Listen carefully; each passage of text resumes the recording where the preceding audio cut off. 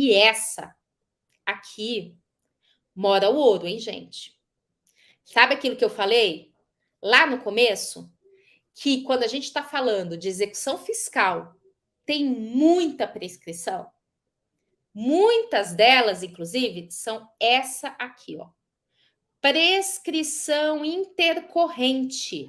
Está previsto, tá? Na lei de execuções fiscais. Você fala assim, professor, onde eu acho a legislação que rege isso que você está falando, né? Bom, lá no Código Tributário tem as regras de decadência e prescrição. Agora, em execução fiscal, né, a regra é a da Lei 6.830 de 80. Tá? Ela sofreu aí várias alterações, como, por exemplo, essa aqui de 2004, né? Que acrescentou o parágrafo 4º e que fala aqui. E aí vamos ver depois a interpretação que o judiciário vem fazendo isso aqui. Olha só. Vamos dizer a seguinte situação. A Fazenda Pública propõe a execução fiscal.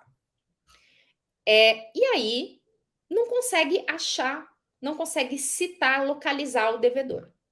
Ou então localiza o devedor, mas não consegue encontrar bens para penhorar desse devedor. O que o artigo 40 fala? Que o juiz vai suspender o curso da execução enquanto não for localizado o devedor ou encontrados os bens para recair a penhora. E nesse prazo não corre a prescrição. Então, ó, olha a minha linha do tempo aqui, tá? Propôs a execução em 20 de janeiro de 2014. Houve o despacho ordenando a execução em 8 de fevereiro de 2014.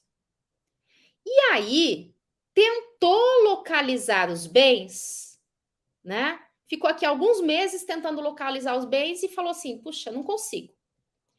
Em outubro de 2015, falou assim, realmente, ó, não encontra bens desse devedor, tá? Porque tentou pelo Bacenjude, tentou no registro de imóveis, tentou no Detran e não conseguiu identificar patrimônio, tá?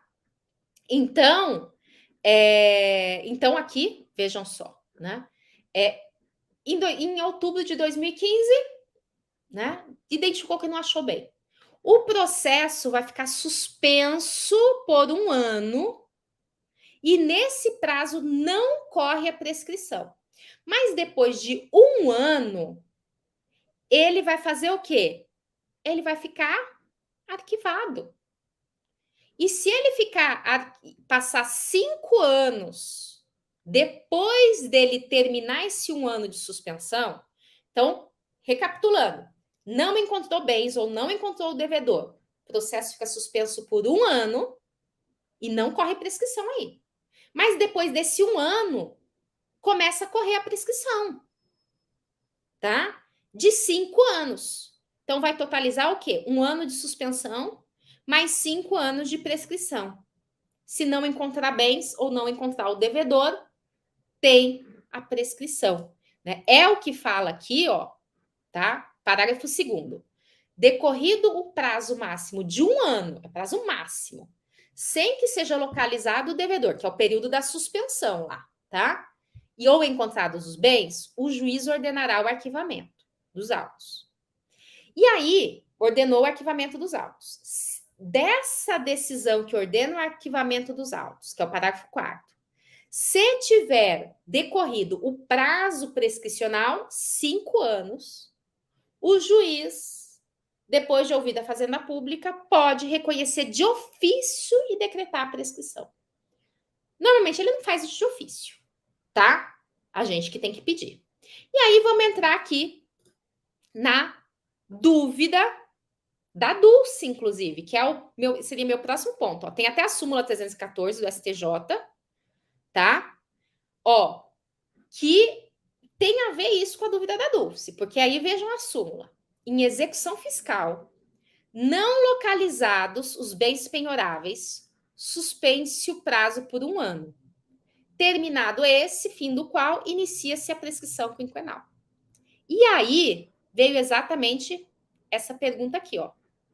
O slide ficou meio no finalzinho aqui, mas acho que dá para para enxergar, né? É um recurso, olha só, para vocês entenderem dessa prescrição intercorrente e, inclusive, verem todas as hipóteses, que o STJ foi, assim, muito minucioso nesses casos, tá aqui, ó, nesse recurso especial 1.340.553, tá? É um recurso repetitivo de controvérsia.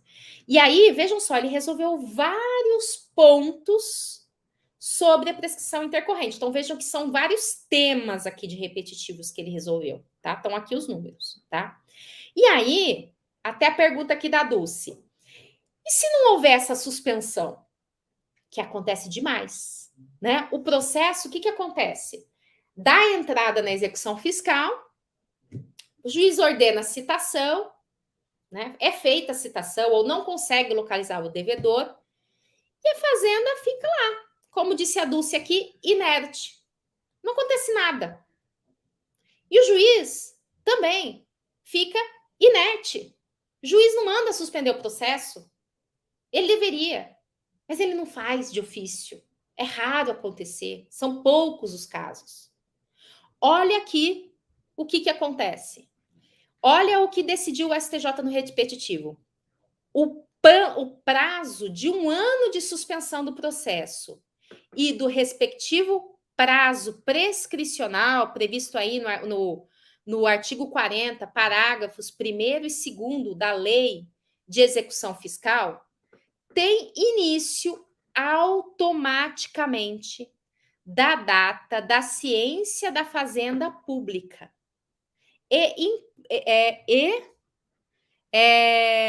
da fazenda pública a respeito da não localização do devedor ou inexistência dos bens penhoráveis no execução fiscal, né? Comeu aqui embaixo parte do slide.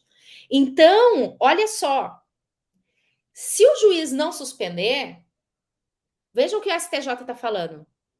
É o prazo da suspensão, que é o que mais acontece, né? Fazenda pública propôs lá execução fiscal, tentou localizar os bens ou tentou localizar o devedor, veio a comunicação nos autos e a fazenda é comunicada, olha, não encontramos o devedor ou não encontramos os bens. A partir desse momento, vejam só, que não encontrou, tá? O devedor ou não encontrou os bens do devedor, tá? Pelo Bacen-Jude, pelo registro de imóveis, pelo o que puder ser, começa a correr o prazo de 1 ano e mais 5 anos. Independente de o juiz suspender o processo. Independente dele arquivar o processo, tá? E aí, tem até aqui, né? Olha só, tem outras 2 perguntas aqui. Várias nesse sentido. A Edmara tá aqui falando. Quando decorre o prazo e o juiz não determina o arquivamento e a União fica peticionando, pedindo a suspensão por 30, 60, 120 dias, como determinar? Aplica-se essa questão automática aqui. Por quê? Porque é até a mesma pergunta aqui da Cauane. Juiz determina sucessivas suspensões. É da primeira, tá? Porque senão, que é a ideia, inclusive, a ratio do incidente, né, a motivação da decisão aqui do STJ, é não ficar infinitamente isso. É a seguinte, a Fazenda Pública vem e fala assim, suspende por 30 dias. Aí o juiz suspende, aí volta o processo. Ah, suspende por mais 60. Ah, suspende por mais 120. Ó, suspender, não encontrou o bem, não encontrou o devedor, começou o prazo da suspensão. E se vocês olharem, consultarem esse repetitivo aqui, tá? Ele é grande, vocês têm que ter paciência para ler, tá bom? Né? O que acontece? Tem outra parte desse repetitivo que ele fala, inclusive, o seguinte: não basta a fazenda ficar peticionando para localizar o bem. A partir do momento que começou esse prazo, que começou isso aqui, porque senão a fazenda fala assim, ai, vamos procurar em tal lugar. Procura de novo, passa em Jude de novo, e ali de novo, tal, e nunca acha nada. A partir do momento que começou isso aqui, Isso só se interrompe a partir da efetiva realização da penhora ou da efetiva localização do devedor. As meras tentativas não são suficientes. Então, o STJ, nesse repetitivo aqui, nesse recurso especial, fala isso também.